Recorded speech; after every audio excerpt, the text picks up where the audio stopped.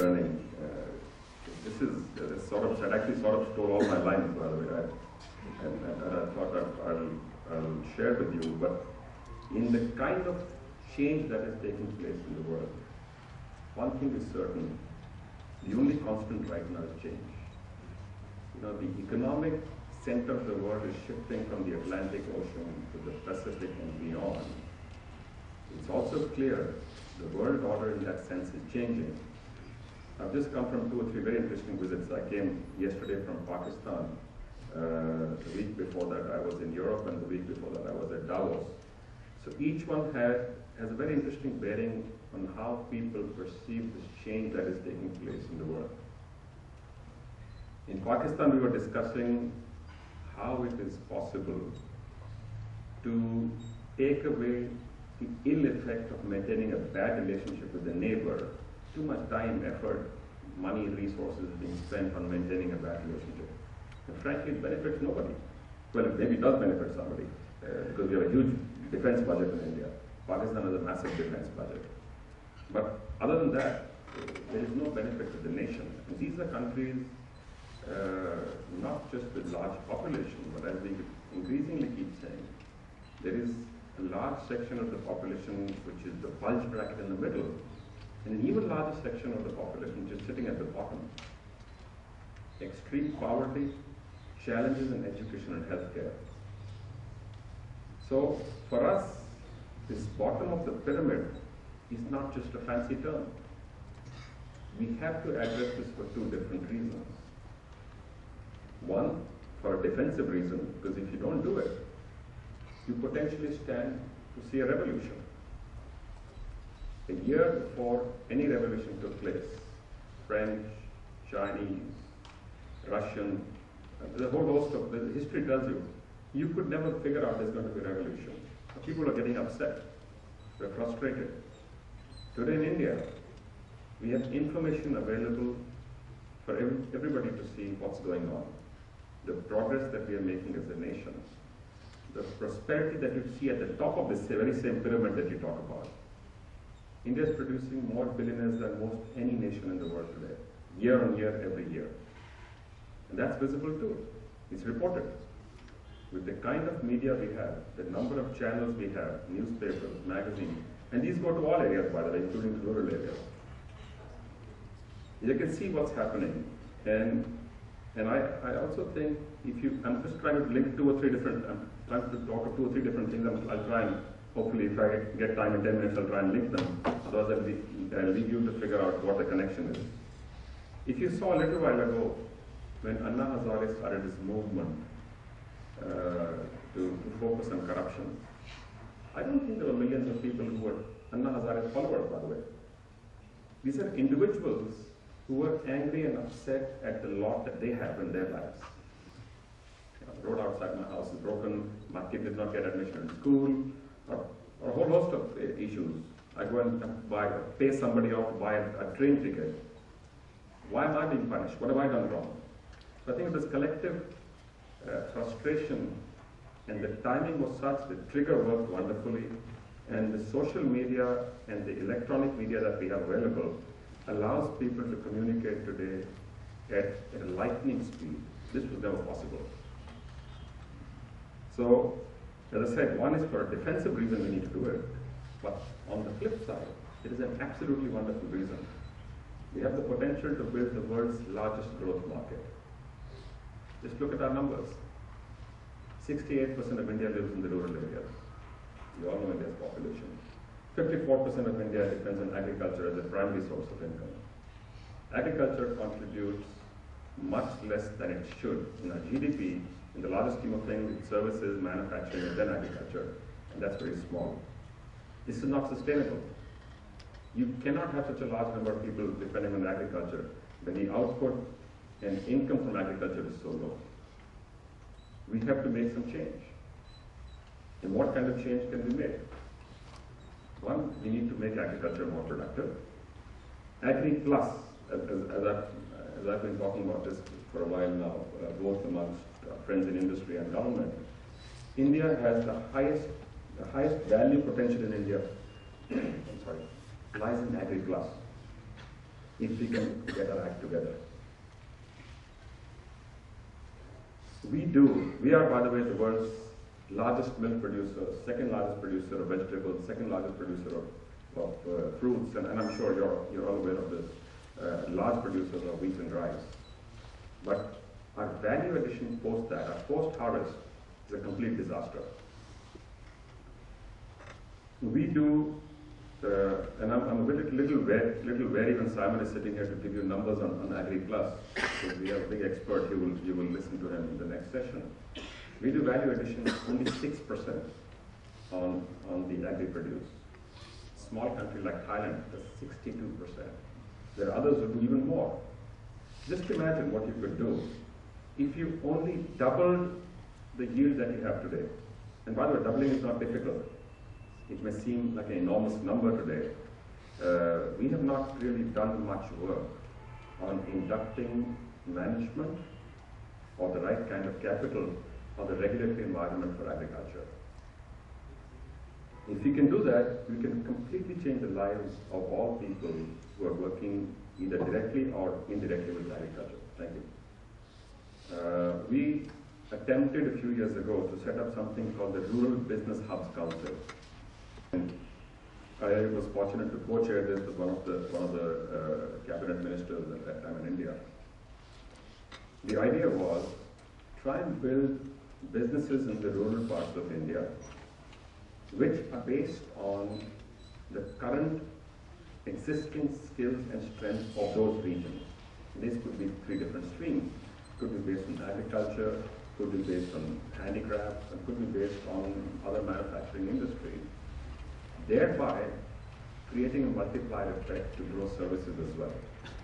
Because none of these will grow in isolation. The concept itself is absolutely wonderful. And we also did try, I think about 100 odd hubs are still working. The first one we picked was somewhere in Nainital, close to Nainital. There's a lot of apples grown there. We said, let's see what you can do if you improve first the quality and yield of apples, then you train people to handle it better, then you process it better and make products which are as good as any in the world. That is essential, by the way. They must be as good as any in the world. You don't necessarily have to be an exporter to be globally competitive. We want India as a nation to be globally competitive, which is why it is important that all the young people not just get education like you're getting, but those who are not getting education also get the right kind of skills to take on vocations that they would like. I think you and all of us in this room are extremely fortunate that we are able to get the kind of education we can actually afford to do this in a nation which has 300 million people who don't get 2 square meals a day. That is where we need the innovation as well. But by the way, innovation is happening right now. We have a large number of examples. Companies like Coke and Pepsi are producing new products which are rich in iron and other vitamins, which they are now getting out to the rural areas, and not just to the rural areas, also to the urban poor. Organizations like the Jaipur Food, I think sort of just to give you some examples as well. So you need to make sure that your businesses are very, very efficient. You need to work on business models, and just before walking in I was talking to Simon, that my belief is the same as sort of just mentioned. I think many new business models in the world will come from India, in countries like India. And if we can learn to work together within our own region with Pakistan, Sri Lanka, Bangladesh, Nepal, we will build a trade bloc which would certainly have a salutary impact, a positive salutary impact on all of our economies and therefore on all of our peoples. This incidentally is a subject which cannot be addressed in 10 minutes. There are many, many different angles to this because our consumers are smart consumers, regardless of their ability to pay. They're informed consumers. So we have to be able to respect their likes and dislikes and address those both in our products and services and ensure that that we ourselves are smart about this. As I said, if life deals you a lemon, make lemonade. There's a new one, however. If life deals you a tomato, make Bloody Marys, and also fun. Thank you very much.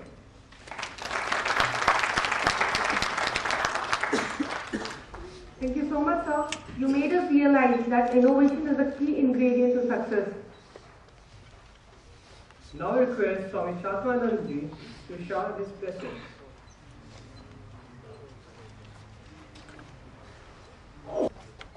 Om Asato Ma Sadgamaya, Tamaso Ma Jyotirgamaya, Mrityur Ma Amritangamaya, Om Shanti, Shanti, Shanti. Lead us from the unreal to the real, from darkness to light, and from death to immortality. Om Peace, Peace, Peace. Distinguished guests on the dais, very enlightened guests in the audience, and the students of these two business schools under the J.K. banner. It's really a wonderful occasion to be with you this morning. I was not really familiar with this concept at the bottom of the pyramid, but then I just looked at it this morning and last night. I feel that this is not just a business option, our Munjaji very beautifully touched it. It's a dire necessity in the context of our country today. Now, what is our so-called GDP? Someone said GDP is a grossly deceptive parameter. We can have a big GDP number which can come from a few billionaires and millions of people living below the poverty line, and that's exactly the situation in our country today. With our growth, only the gap between the rich and the poor seems to be widening, which is not a healthy sign at all. Our Munjaji was talking about also some of the movement. It's in a way very good some such thing happened because much of the energy, anger, etc. were given expression to in a very peaceful manner. Otherwise, probably we might also be witnessing something like Egypt, Syria, or some other place today in our country.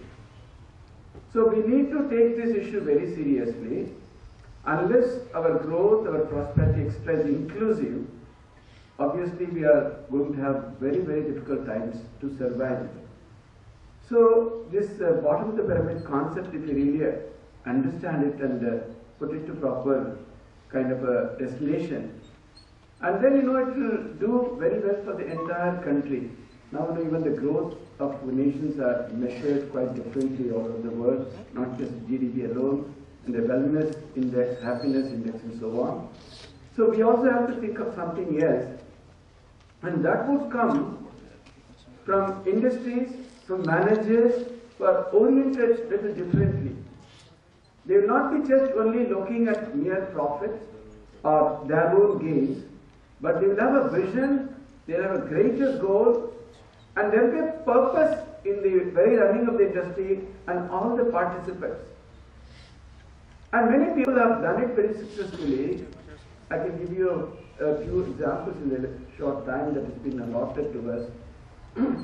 For example, if you read the life of the great Jamshedji Tata, all his life he built industries, he developed them with a different goal, never for his own enjoyment or for his family. It was to create wealth for the nation.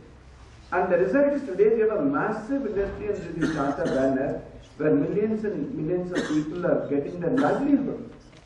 So all the development, all the growth etc. he brought about was with a purpose, with a vision to create wealth for the nation as such. So that kind of a model. And even in a small way, if you look at what Professor Yunus did in Bangladesh, crores of Muslim women were never stirred out of the house. They became entrepreneurs through his microcredit scheme, and that we have also duplicated to a fair extent in India. So these type of business models, where they address the issues very differently, where they try to take into account the vast majority of the huge lot lying at the bottom of the pyramid. So through all that, definitely when so many people are involved, it's not only just their individual well-being or prosperity. Obviously, the growth of the nation also is addressed simultaneously. So, for that, as I said, we need to have managers with a different vision. So that's why all the youngsters here who are aspiring to be the future managers of the country, they come into the picture, they have a role to play. I was witnessing something very wonderful in one of the banks some nearly 35 years ago. I would like to share that small incident with you. He was the manager of perhaps the biggest bank of branch, the Central Bank of India in Calcutta. Even in 1977, 78, he had about 900 or so employees. And those days, the rule was you get salary for coming to the office and overtime for doing your work. So at that time, this manager, who had risen from the ranks of apprenticeship to be the chief manager of the branch, I was amazed the way he was interacting with the entire staff. It was well beyond the office time. No one ever even mentioned about overtime. The whole staff was working so animatedly in such a participatory manner.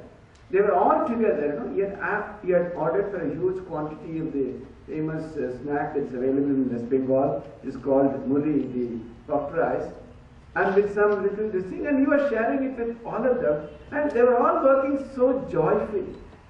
So because why we see so much of competition, so much of hatred, anger, jealousy, somehow trying to score over others, how to make my industry, my company more profitable at the expense of someone else or some other industry. All those kinds of negative feelings, thinking, etc., approaches, they stem from the idea of the limitedness of one's own personality or one's own individual self. So when we expand ourselves, think of a larger and larger dimension of our individual personality, then we understand life itself in a much larger perspective. We learn that unless we master this technique. The idea of servant leadership is very much associated with the idea of an understanding of an expanded personality of oneself. Just to think about it. The moment you think that, no, my vision, my life, my goal, my understanding of myself is not just a small little limited individual with a limited approach, with a limited career goal, the limited aspiration for money, wealth and power, but I am meant to do something much larger, much bigger. I am supposed to function, be understood and contribute in a bigger area, in a bigger way. Then your whole life dimension, it changes. You start functioning differently, and that is where the hope for our really taking advantage of the huge accumulation at the bottom of the pyramid in our country particularly lies. And I'm sure all of you will think about this. Maybe we can share this, talk in detail about it on a different occasion. Others are waiting. So I wish this conference all success. But at the same time I tell you, try to understand your life itself. Set a larger goal. Have a bigger vision about your individual personality, or your life of your goal, what you can do for yourself, for a larger community, society, country, and the humanity itself. And that is where your real success would come. That is where you will really find peace, prosperity, happiness, and that's why you will be contributors in making this country a much better place. Thank you very much. Govind Hari Singhania ji, Shri Saurabh Srivastava ji, Sunil ji, Swami ji, Raghuveer ji, Dr. Vichadriya ji, distinguished members of the faculty, students, dear friends, ladies and gentlemen. Let me start by complimenting Govind Hari ji and the Singhania family for their repeated, sustained and committed initiatives in the fields of education, support to India's cultural heritage, and the value system that has defined our country through the millennia. I am indeed delighted to be here this morning for a number of reasons. The first and foremost is the fact that I get an opportunity to humbly contribute to this very noble effort,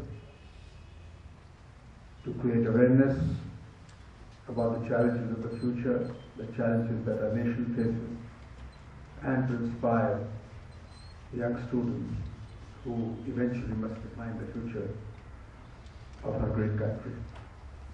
The second reason that gives me happiness is that my association with the Singhania family goes back many, many years. In a small, humble way, I've had the opportunity and the privilege to exchange notes and thoughts